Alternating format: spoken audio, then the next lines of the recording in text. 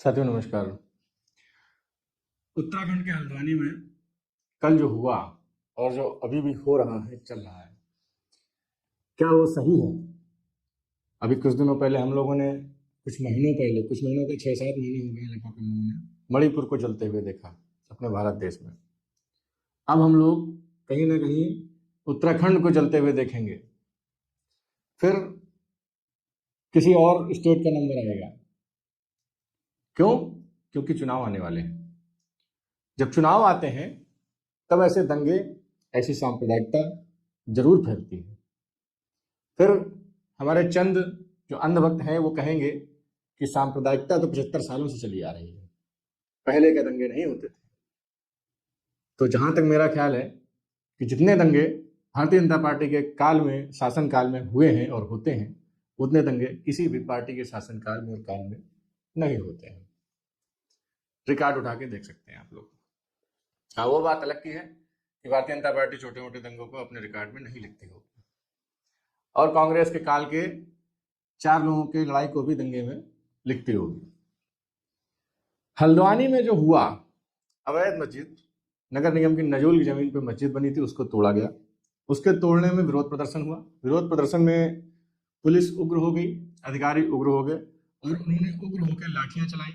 फिर उसके बाद लाठियों से काम नहीं चला तो उन्होंने गोलियां भी चलाई, और गोलियां चलाने का नतीजा ये हुआ कि वहां पे लगभग 6 लोगों की मृत्यु हो गई और 60 से 70 लोग घायल हो गए। तोड़ फोड़ दोनों तरफ से हुई, पत्थरबाजी हुई, कुल मिला के दंगा खुल के हुआ। और हमारे उत्तराखंड के मुख्यमंत्री ने शूट एट साइट का आदेश भी दे दिया था कि शूट एट साइट कर दी जाए अगर कोई भी पाया जाता है संदिग्ध को। फिर क्या था, पुलिस को मिल गया मौका और बन गया हीरो। तो चलाने लगे जैसे पाकिस्तान के बॉर्डर पे गोलियां चला रहे हैं। इस देश को आजाद करने में जितना योगदान भगत सिंह का था, उतना ही योगदान अशफाक उल्लाह खां का भी था। 3 लोगों को फांसी हुई थी, उसमें भगत सिंह के बगल में अशफाक उल्लाह खां भी लटके थे। उन्होंने भी फांसी को चूमा था देश की आज़ादी के लिए, हिंदुस्तान के लिए, भारतवर्ष के लिए अंग्रेजों से लड़े थे। अगर हम ये कहें कि नहीं, सिर्फ हिंदू ही हिंदू रहेगा, मुस्लिम नहीं रहेगा, तो कहीं ना कहीं ये हमारे चरित्र के लिए और हमारे संस्कार के लिए बहुत बड़ी बेईमानी होगी, और ये हम कहीं ना कहीं इस चीज को बर्दाश्त नहीं कर पाएंगे। जो थोड़े से भी संभ्रांत और पढ़े लिखे लोग होंगे, वैसे आज की डेट में पढ़े लिखे लोग भी आंखों में पट्टी बांध लिए हैं और माला पकड़ ली है, माला जप रहे हैं। अब आप लोग मेरा ये वीडियो देखेंगे जरूर अगर, तो सोचेंगे कि ये कैसा आदमी है, ये तो मुस्लिम पक्ष के में बोल रहा है, हिंदू विरोधी बातें बोल रहा है, गद्दार है, ये गद्दार है देश का, ये सोचेंगे आप लोग। मगर मैं गद्दार हूं कि नहीं हूं, देश का भक्त हूं कि नहीं हूं, ये सर्टिफिकेट मुझे किसी भी ऐसे प्राणी को, किसी मनुष्य को देने की जरूरत नहीं है कि मैं क्या हूं। मैं एक विचारक हूं, और मेरे विचार में जो चीज आती है, मेरे मन में जो चीज आती है, वो मैं कैमरा ऑन करके बोल देता हूं, किसी को अच्छा लगे या बुरा लगे। अब बात करते हैं अवैध मस्जिद की। साथियों, अवैध मस्जिदें तो बहुत बनी है पूरे हिंदुस्तान में, बहुत ज्यादा, सब टूटनी चाहिए। मैं समर्थन करता हूं सरकारों का, जितनी भी अवैध मस्जिदें हैं सब टूटनी चाहिए, चाहे वो बड़ी मस्जिदें हों चाहे वो छोटी मस्जिदें हों।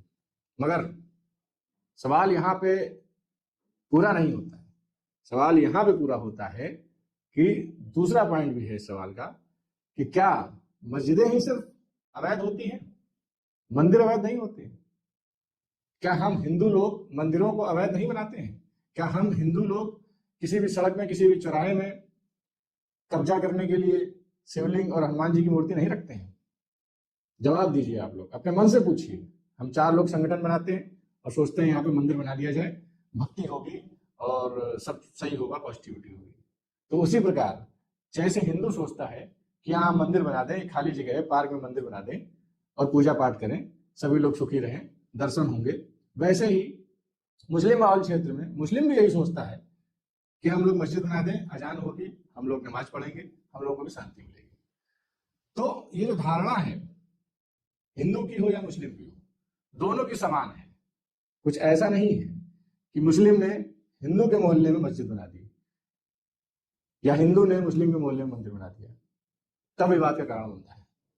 आज जो लोकतंत्र है, लोकतंत्र में क्या सही है क्या गलत है ये तो कानून बताता है, और कानून के हिसाब से कितने प्रशासनिक लोग काम करते हैं, कानून के हिसाब से जनता कितना काम करती है, ये सभी लोग जानते हैं।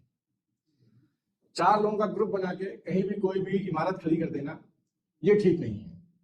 तो मेरा सरकारों से ये निवेदन है, उत्तराखंड सरकार से भी ये निवेदन है और कई सरकारों से निवेदन है जो राज्यों की सरकारें हैं कि कृपया करके चुनाव का फायदा मत उठाइए, ध्रुवीकरण मत करिए, ये मानवता पे चोट है। आप नेतागिरी करिए वो ठीक है, मानवता पे चोट मत करिए, और जो गलत है उसको गलत ही मानिए। अगर आप मस्जिद पे बुलडोजर चला रहे हैं तो कुछ मंदिरों के भी सर्वे कर लीजिए और मंदिरों में बुलडोजर चलाने की कोशिश करिए, तब तो आपको निष्पक्ष सरकार कहा जाएगा। अन्यथा आप एक तरफा राजनीति करेंगे और जीतेंगे या हारेंगे तो वक्त बताएगा, क्योंकि ये समय चक्र है, घूमता है, समय सबका आता है। इसलिए मैं कह रहा हूं कि जो भी हुआ मेरे हिसाब से गलत हो रहा है, गलत हुआ है।